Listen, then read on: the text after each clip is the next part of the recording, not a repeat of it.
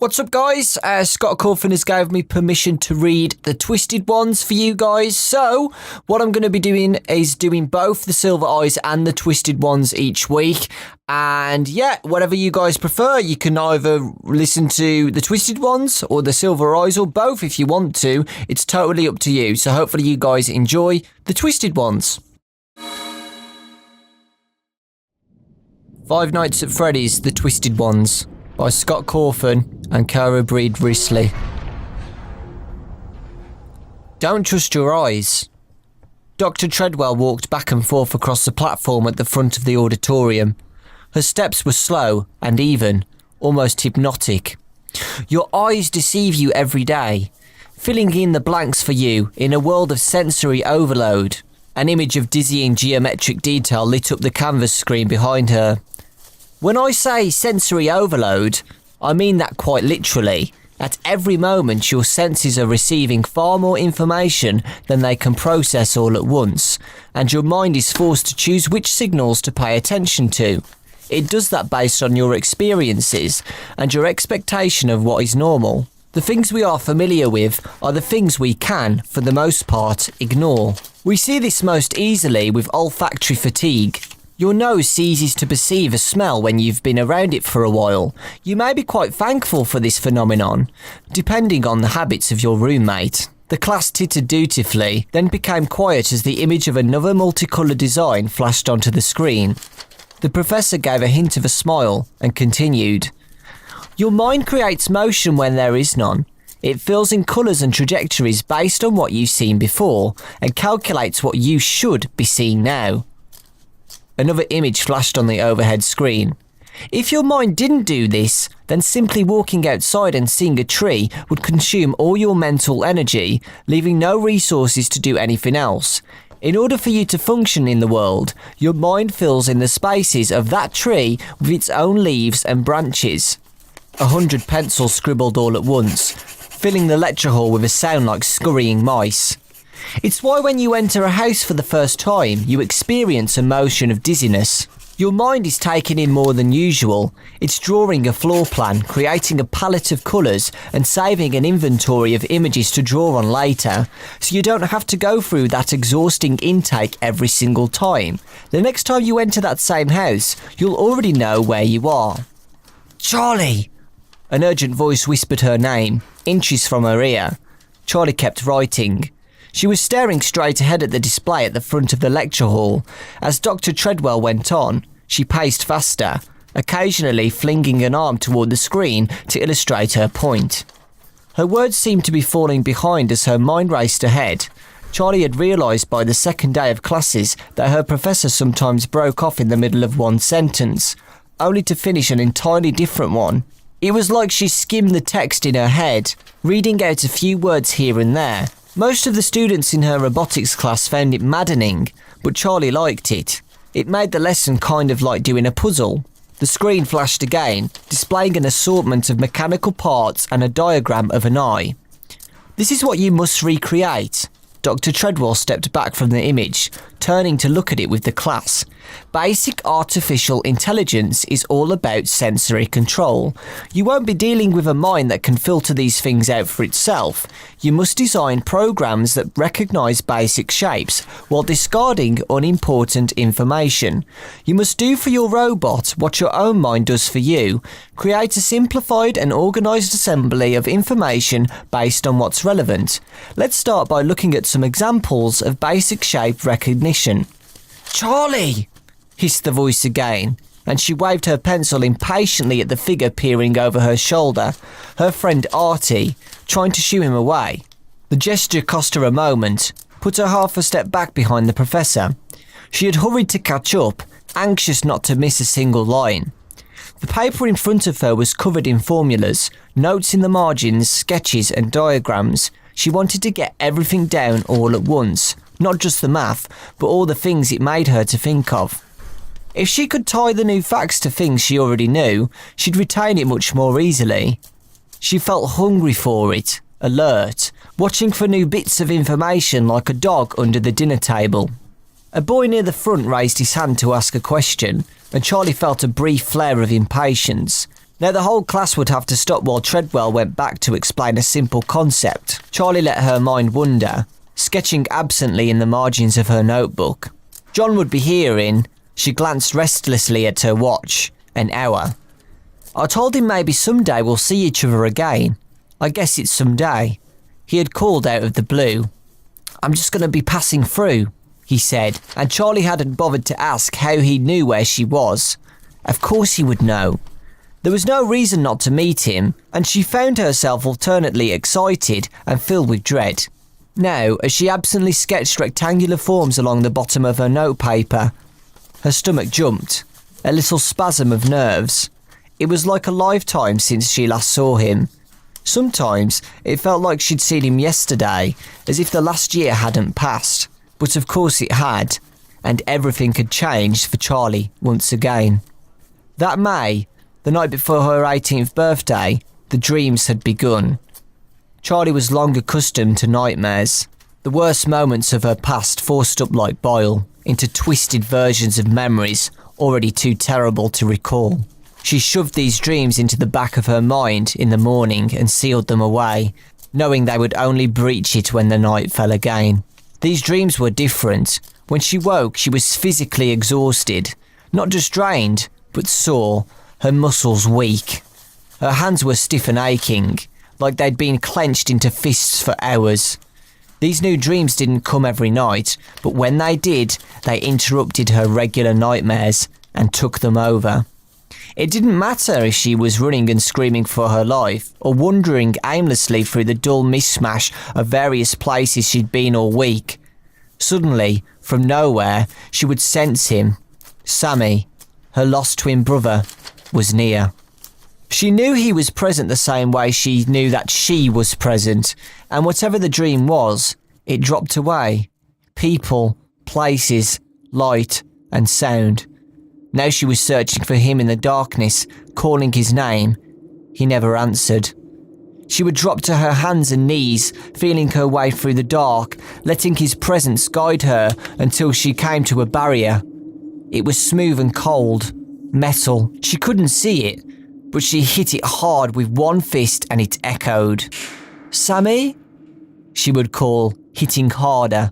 She stood, reaching up to see if she could scale the slick surface, but it stretched up far above her head. She beat her fists against the barricade until they hurt. She screamed her brother's name until her throat was raw, until she fell to the floor and leaned on the solid metal, pressing her cheek to its cool surface and hoping for a whisper from the other side. He was there. She knew it as surely as if he were a part of herself. She knew in those dreams that he was present. Worse, when she was awake, she knew he was not there. In August, Charlie and Aunt Jen had their first fight. They'd always been too distant to really argue. Charlie never felt the need to rebel because Jen provided no real authority, and Jen never took anything Charlie did personally, never tried to stop her from doing anything as long as she was safe. The day Charlie moved in with her at the age of 7, Aunt Jen had told her plainly that she was not a replacement for Charlie's parents.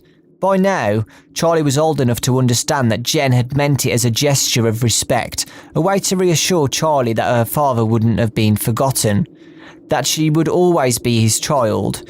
But at the time it seemed like an admonishment. Don't expect parenting, don't expect love. And so Charlie hadn't. Jen had never failed to take care for Charlie. Charlie had never wanted for food or clothing, and Jen had taught her to cook, to take care of the house, to manage her money, and to fix her own car. You have to be independent, Charlie. You have to know how to take care of yourself. You have to be stronger then. She cut herself off, but Charlie knew how the sentence ended. Than your father. Charlie shook her head, trying to jerk herself free of her own thoughts. What's wrong? Artie said next to her. Nothing, she whispered. She ran her pencil again and again over the same lines, up, over, down, over, the graphite wearing thicker and thicker. Charlie had told Jen that she was going back to Hurricane, and Jen's face turned stony, her skin paling. Why would you want to do that? She asked with a dangerous calm in her voice. Charlie's heart beat faster. Because that's where you lost him. Because I need him more than I need you. The thought of returning had been nagging at her for months, growing stronger with each passing week. One morning she awoke and the choice was made, final, sitting in her mind with a solid weight. Jessica's going to college at St. George, she told her aunt. She's starting the summer semester so I can stay with her while I'm there. I want to see the house again. There's still so much I don't understand. It just feels important. She finished weakly, faltering as Jen's eyes, dark blue like marble, fixed on her. Jen didn't answer for a long moment. Then she said simply, no. Why not? Charlie might have once said, you let me go before. But after what happened last year, when she and Jessica and the others went back to Freddy's and discovered the horrifying truth behind the murders at her father's old pizzeria, things had changed between them. Charlie had changed. Now she met Jen's gaze, determined. I'm going, she said, trying to keep her own voice steady. Then everything exploded. Charlie didn't know which of them started shouting first, but she screamed until her throat was fiery and sore, hurling at her aunt every pain she'd ever inflicted, every hurt she had failed to prevent. Jen shouted back that she only ever meant to take care for Charlie, that she'd always done her best, flinging reassuring words that somehow dripped with poison. I'm leaving! Charlie screamed with finality. She started for the door, but Jen grabbed her arm, yanking her violently back. Charlie stumbled, almost falling before she caught herself on the kitchen table, and Jen let her hand drop with a shocked expression. There was silence, and then Charlie left. She packed a bag, feeling as if she had somehow diverged from reality into an impossible parallel world. Then she got in her car and drove away. She didn't tell anyone she was going. Her friends here were not close friends. There was no one she owed an explanation. When Charlie got to Hurricane, she'd intended to go straight to her father's house, to stay there for the next few days until Jessica arrived on campus. But as she reached the city limits, something stopped her. I can't, she thought. I can't ever go back. She turned the car around, drove straight to St. George, and slept in her car for a week. It was only after Charlie knocked and Jessica opened the door with a startled expression that Charlie realised that she'd never actually mentioned her plans to Jessica, on whom they all depended. She told her everything, and Jessica, hesitantly, offered to let her stay. Charlie had slept on the floor for the rest of the summer, and as the fall semester approached, Jessica didn't ask her to leave. It's nice to have someone who knows me here, she had said, and uncharacteristically, Charlie hugged her. Charlie had never cared about high school. She never paid much attention in her classes, but A's and B's came easily for her. She had never really thought about liking or disliking her subjects, though sometimes one teacher or another would make her feel the spark of interest for a year. Charlie hadn't thought much beyond the end of summer, but as she idly flipped through Jessica's course catalogue and saw advanced courses in robotics, something clicked into place. St. George was among the colleges she'd been accepted into earlier that year, though she hadn't really intended to go to any of them. Now, however, she went to the administrative office and pleaded her case until she was allowed to enroll, despite having missed the deadline by months. There's still so much I don't understand. Charlie wanted to learn, and the things she wanted to learn were very specific. Of course, there were things she had to learn before a robotics course would make any sense at all.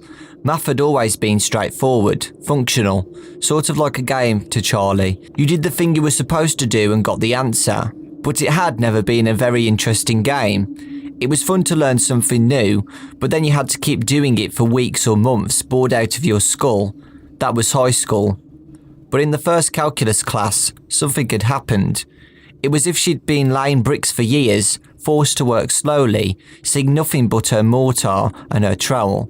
Then suddenly someone pulled her back a few steps and said, "Here, look, you've been building this castle. Go play inside." "And that's all for today," Professor Treadwell said at last.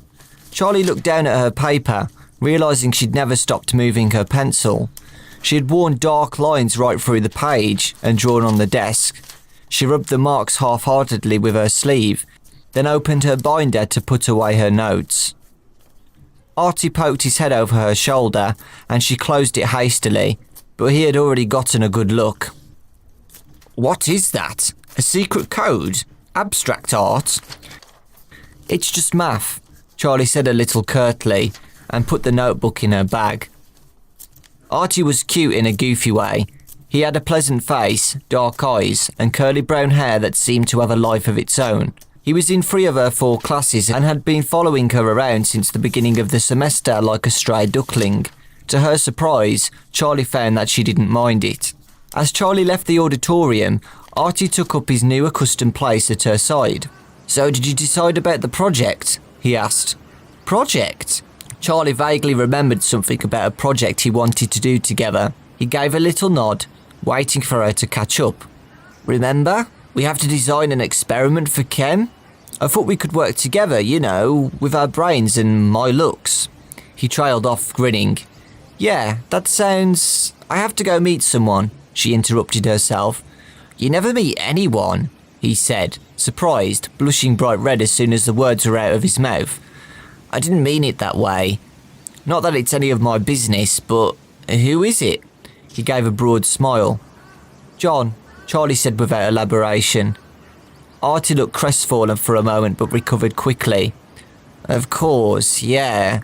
John, great guy, he said teasingly. He raised his eyebrows, prompting for details, but she gave none. I didn't know that you had, that's cool. Artie's face took on a look of careful neutrality. Charlie looked at him oddly. She hadn't meant to imply that she and John were a couple, but she didn't know how to correct him. She couldn't explain who John was to her without telling Artie far more than she wanted him to know. They walked in silence for a minute across the main quad, a small grassy square surrounded by brick and concrete buildings. So, is John from your hometown? Artie asked at last. My hometown is 30 minutes away. This place is basically just an extension of it, Charlie said. But yeah, he's from Hurricane. Artie hesitated, then leaned in closer to her, glancing around as if someone might be listening. I always meant to ask you, he said. Charlie looked at him warily. Don't ask about it. I'm sure people ask you about it all the time. But come on, you can't blame me for being curious. That stuff about the murders, it's like an urban legend around here. I mean, not just around here, everywhere. Freddy Fazbear's Pizza. Stop. Charlie's face was suddenly immobile. She felt as if moving it, making any expression at all, would require an arcane skill she no longer possessed. Artie's face had changed too. His easy smile drained away.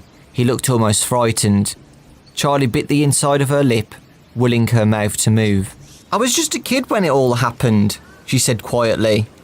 Artie nodded, quick and skittish. Charlie made her face move into a smile.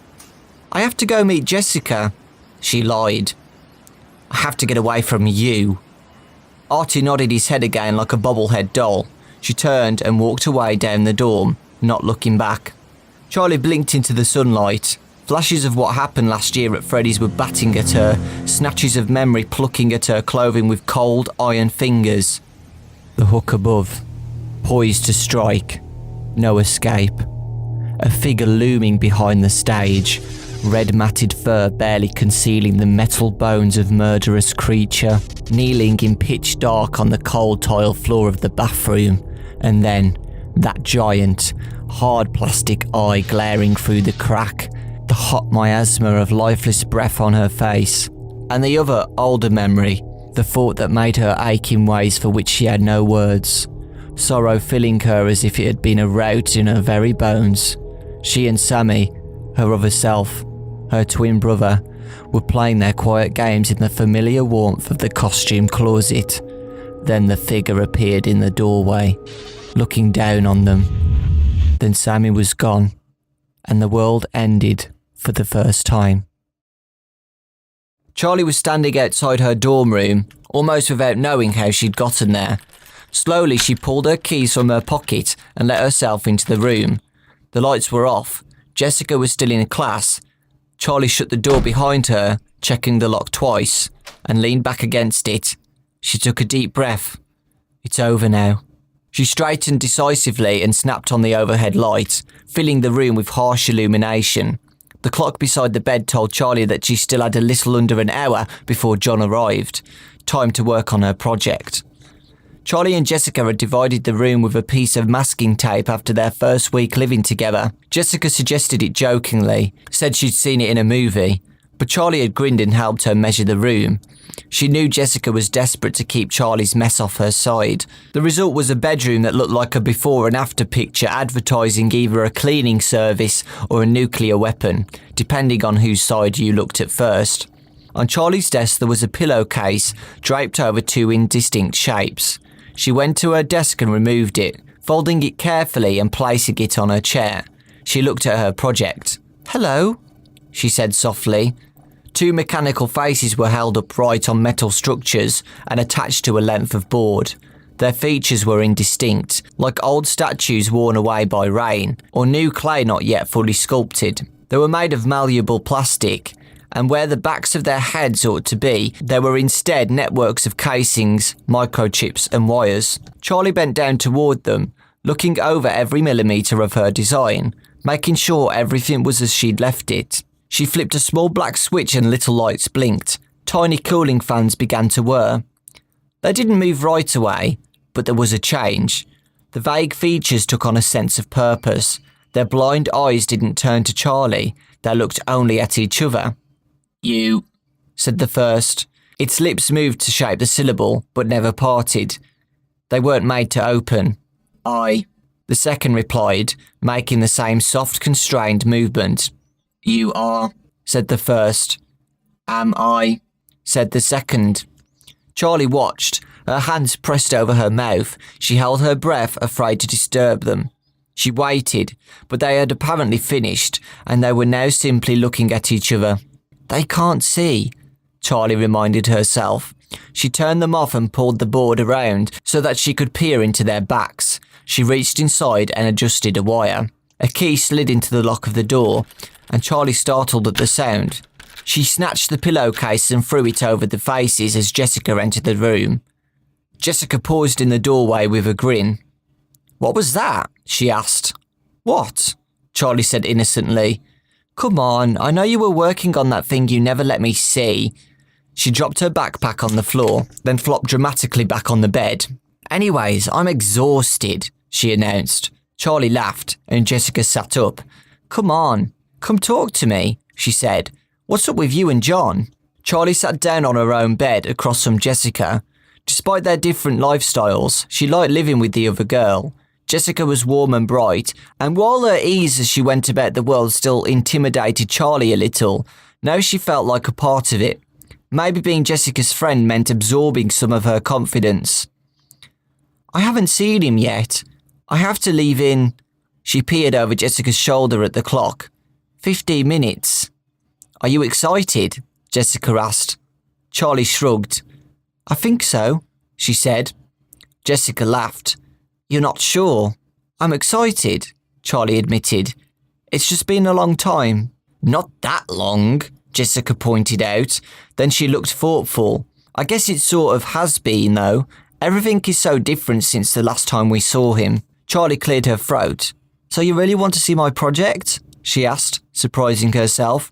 "Yes," Jessica declared, springing up from the bed. She followed Charlie to her desk. Charlie switched on the power, then flung off the pillowcase like a magician. Jessica gasped and took an involuntary step back. "What is it?" she asked, her voice cautious. But before Charlie could answer, the first face spoke. "Me," it said. "You," the other replied, and they both fell silent again. Charlie looked at Jessica. Her friend had a pinched expression, like she was holding something tightly inside. "I," the second face said. Charlie hurried to switch them off. "Why do you have that look on your face?" she said. Jessica took a deep breath and smiled at her. "I just haven't had lunch yet," she said, but something lingered in her eyes. Jessica watched as Charlie replaced the pillowcase lovingly over the faces, as if she were tucking a child into bed. She looked uncomfortably around the room. Charlie's half was a disaster. Clothes and books were strewn everywhere, but there were also wires and computer parts, tools, screws and pieces of plastic and metal Jessica didn't recognise, all jumbled together. It wasn't just a mess, it was a chaotic tangle where you could lose everything, or hide anything, she realised, with a pang of guilt at the thought. Jessica turned her attention back to Charlie. "What are you programming them to do?" she asked, and Charlie smiled proudly. "I'm not exactly programming them to do anything. I'm helping them learn on their own." "Right, of course, obviously," Jessica said slowly. As she did, something caught her eye. A pair of shiny plastic eyes and long floppy ears were peering out from a pile of dirty laundry. "Hey, I never noticed you brought Theodore, your little robo-rabbit," she exclaimed, pleased to have remembered the name of Charlie's childhood toy. Before Charlie could respond, she picked the stuffed animal up by its ears and came away with only its head. Jessica let out a shriek and dropped it, clapping a hand over her mouth. "I'm sorry," Charlie said, hastily grabbing the rabbit's head off the floor. "I took him apart to study. I'm using some of his parts in my project." She gestured at the thing on her desk. "Oh," Jessica said, trying to hide her dismay. She glanced around the room and suddenly realised that the rabbit's parts were everywhere. His cotton ball tail was on Charlie's pillow, and a leg hung off the lamp above her desk. His torso lay in the corner, almost out of sight, ripped open savagely. Jessica looked at her friend's round, cheerful face and frizzy shoulder-length brown hair. Jessica closed her eyes for a long moment. "Oh, Charlie, what's wrong with you?" "Jessica?" Charlie said. The girl's eyes were closed, her expression pained. "Jessica?" This time she opened her eyes and gave Charlie a sudden, bright smile, turning on cheer like a faucet. It was disconcerting, but Charlie had gotten used to it. Jessica blinked hard, like she was resetting her brain. "So, are you nervous about seeing John?" she asked. Charlie thought for a moment. "No, I mean, why should I be? It's just John, right?" Charlie tried to laugh but gave up. "Jessica, I don't know what to talk about," she burst out suddenly. "What do you mean?" "I don't know what to talk about with him," Charlie said. "If we don't have something to talk about, then we'll start talking about what happened last year, and I just can't." "Right." Jessica looked thoughtful. "Maybe you won't bring it up," she offered. Charlie sighed, glancing back at her covered experiment with longing. "Of course he will. It's all we have in common." She sat down heavily on her bed and slumped over. "Charlie, you don't have to talk about everything you don't want to talk about," Jessica said gently. "You can always just cancel on him, but I don't think John's going to put you on the spot. He cares about you. I doubt what happened in Hurricane is on his mind." "What does that mean?" "I just mean..." Jessica gingerly pushed aside a pile of laundry and sat next to Charlie, placing a hand on her knee. "I just mean maybe it's time that you both move on from that. And I think Johnny's trying to." Charlie looked away and stared fixedly at Theodore's head, facing down on the floor. "You mean, get over it? How do I even begin?" Jessica's voice softened. "This can't be your whole life anymore." "I know," Charlie sighed. She decided to change the subject. "How was your class anyway?" Charlie wiped her eyes, hoping Jessica would take the hint. "Awesome." Jessica stood and stretched, bending over to touch her toes and incidentally giving Charlie a chance to compose herself. When Jessica stood again, she was smiling brilliantly, back in character. "Did you know that corpses can be preserved in peat bogs like mummies?" Charlie wrinkled her nose. "I do now. So is that what you're going to do when you graduate? Crawl around in peat bogs looking for bodies?" Jessica shrugged. "Maybe." "I'll get you a hazmat suit for your graduation gift," Charlie joked. She looked at her watch. "Time to go. Wish me luck." She brushed her hair back with her hands, peering into the mirror that hung on the back of the door. "I feel like a mess." "You look great." Jessica gave her an encouraging nod. "I keep doing sit-ups," Charlie said awkwardly. "Huh?" "Forget it." Charlie grabbed her backpack and headed for the door. "Go knock his socks off," Jessica called as Charlie left. "I don't know what that means," Charlie replied, letting the door swing closed before she'd finished speaking. Charlie spotted him as he approached the main entrance to the campus. John was leaning on the wall, reading a book, His brown hair was messy as ever, and he was wearing a blue t-shirt and jeans, dressed more casually than the last time she had seen him. "John!" she called, her reluctance falling away as soon as she saw him. He put away his book, grinning wildly, and hurried to her. "Hey, Charlie," he said. They stood there awkwardly, then Charlie extended her arms to hug him. He held her tightly for a moment, then abruptly released her. "You got taller," she said accusingly, and he laughed. "I did," he admitted. He gave her a searching look. "You look exactly the same, though," he said with a puzzled smile. "I cut my hair," Charlie said in a mock outrage. She ran her fingers through it, demonstrating. "Oh yeah," he said. "I like it. I just mean, you're the same girl I remember." "I've been doing sit-ups," Charlie said with a rising panic. "Huh?" John gave a confused look. "Never mind. Are you hungry?" Charlie asked. "I have about an hour before my next class. We could get a burger. There's a dining hall not far from here." "Yeah, that would be great," John said. Charlie pointed across the quad. "That way, come on." "So what are you doing here?" Charlie asked as they sat down with their trays. "Sorry," she added. "Did that sound rude?" "Not rude at all. Although I would have also accepted. John, to what circumstance do I owe the pleasure of this delightful reunion?"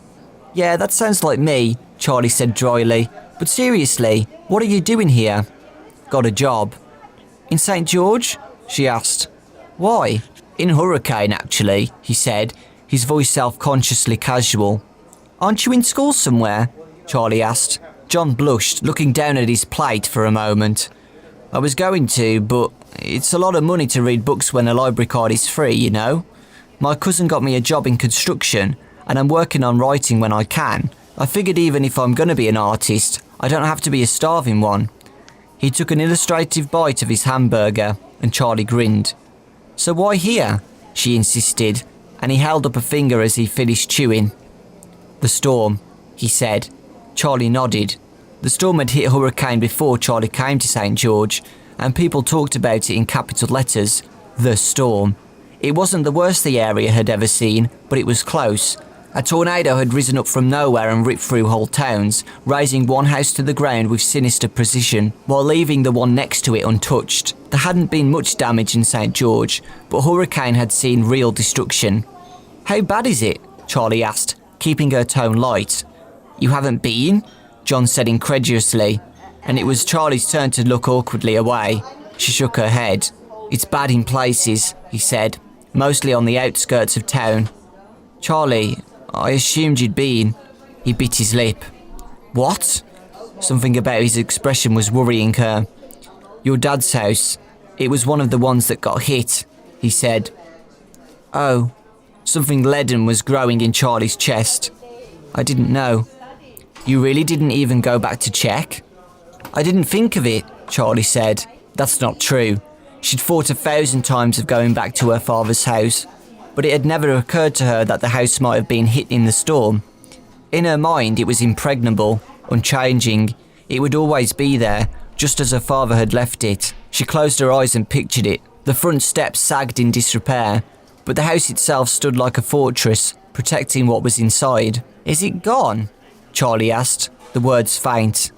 "No," John said quickly. "No, it's still there, just damaged. I don't know how much, I just drove by. I didn't think I should go there without you." Charlie nodded, only half listening. She felt far away. She could see John, hear him, but there was a layer of something between them, between her and everything else. Everything but the house itself. "I would have thought... Didn't your aunt tell you what happened?" John asked. "I have to get to class," Charlie said. "It's that way," she gestured vaguely. "Charlie, have you been okay?" She didn't look at him, and he placed his hand over hers. She still couldn't look up. She didn't want him to see her face. "Okay," she repeated, then slipped her hand out from under his and shrugged her shoulders up and down, like she was trying to get something off her back. "I had my birthday," she offered, and she finally levelled her gaze to meet his. "I'm sorry I missed it," John said. No, that's not..." She tipped her head from side to side, as if she could level out her thoughts, too. "Do you remember how I had a twin?" "What?" John sounded puzzled. "Of course I do. I'm sorry, Charlie. Is that what you meant about your birthday?" She nodded, making tiny motions. John held out his hand again and she took it. She could feel his pulse through his thumb. Ever since we left Hurricane, you know how twins are supposed to be connected? Have some kind of special bond? Sure, he said. Ever since we left, ever since I found out he was real, I felt like he was there with me. I know he's not. He's dead. But for that whole year, I didn't feel alone anymore. Charlie. John's hands tightened on hers. You know you're not alone. No, I mean really not alone. Like I have another self. Someone who's a part of me and is always with me. I've had these feelings before, but they came and went. And I didn't pay attention to them. I didn't know they meant something. Then when I learnt the truth, and those memories started coming back to me. John, I felt whole in a way I don't even know how to describe. Her eyes began to fill with tears and she pulled back her hand to brush them away. Hey, he said softly. It's okay. That's great, Charlie. I'm glad you have that. No, that's the thing, I don't. She met his eyes, desperate for him to understand what she was so awkwardly trying to say. He's disappeared. That sense of completeness is gone. What? It happened on my birthday. I woke up and I just felt... She sighed, searching. There wasn't a word for it. Alone? John said. Incomplete. She took a deep breath, pulling herself back together. But the thing is, it's not just loss. It's like he's trapped somewhere. I have these dreams where I can feel him on the other side of something. Like he's so close to me, but he's stuck somewhere. Like he's in a box, or I'm in a box. I can't tell. John stared at her, momentarily speechless. Before he could figure out what to say, Charlie stood abruptly. I need to leave. Are you sure? You haven't even eaten, he said. I'm sorry. She broke off. John, it's so good to see you. She hesitated, then turned to walk away, possibly for good. She knew she had disappointed him. Charlie, would you like to go out with me tonight? John's voice sounded stiff, but his eyes were warm. Sure, that would be great, she said, giving half a smile. Don't you have to get back to work tomorrow, though? It's only half an hour away, John said. He cleared his throat. But I meant, do you want to go out with me? I just said yeah, Charlie repeated, slightly irritated. John sighed. I'm in on a date, Charlie. Oh. Charlie stared at him for a moment. Right. You don't have to do anything you don't want to do, Jessica's voice echoed in her head. And yet, she realised she was smiling. Yes, a date. Okay, yeah. There's a movie theatre in town. She hazarded, vaguely recalling that movies were something people did on dates. John nodded vigorously, apparently as lost at sea as she was, now that the question had been asked. Can we have dinner first? There's that Thai place down the street. I can meet you there around 8. Yeah, sounds good. Bye. Charlie grabbed her backpack and hurried out of the dining room door, realising as she stepped out into the sunshine that she'd left him to clean up their table alone. Sorry. As Charlie headed across the quad to her next class, her step grew more purposeful. This was a basic computer science class. Writing code wasn't as exciting as what Dr. Treadwell taught, but Charlie still liked it. It was absorbing, detailed work. A single error could ruin everything. Everything? She thought of her impending date. The idea that a single error could ruin everything suddenly carried an awful weight. Charlie hurried up the steps to the building and stopped short as a man blocked her path. It was Clay Burke. Hey, Charlie. He smiled, but his eyes were grave. Charlie hadn't seen Hurricane's chief of police, her friend Carlton's father, since the night they had escaped Freddy's together. Looking now at his weathered face, she felt a rush of fear. Mr. Burke, Clay, what are you doing here? Charlie, do you have a second? He asked. Her heart sped up. Is Carlton okay? She asked urgently. Yes, he's fine, Burke assured her. Walk with me. Don't worry about being late. I'll give you a note for class. At least, I think an officer of the law has an authority to do that. He winked, but Charlie didn't smile. Something was wrong. Charlie followed him back down the stairs when they were a dozen feet from the building. Burke stopped and met her gaze, as if he were looking for something. Charlie, we found a body, he said, and I want you to take a look at it. You want me to look at it? I need you to see it. Me? She said the only thing she could. Why? Does it have to do with Freddy's? I don't want to tell you anything until you've seen it, Burke said. He started walking again, and Charlie hurried to keep up with his long stride. She followed him to the parking lot just outside the main gate and got into his car without a word. Charlie settled into her seat, a strange dread stirring within her. Clay Burke glanced at her and she gave a sharp, quick nod. He pulled the car out onto the road and they headed back to Hurricane.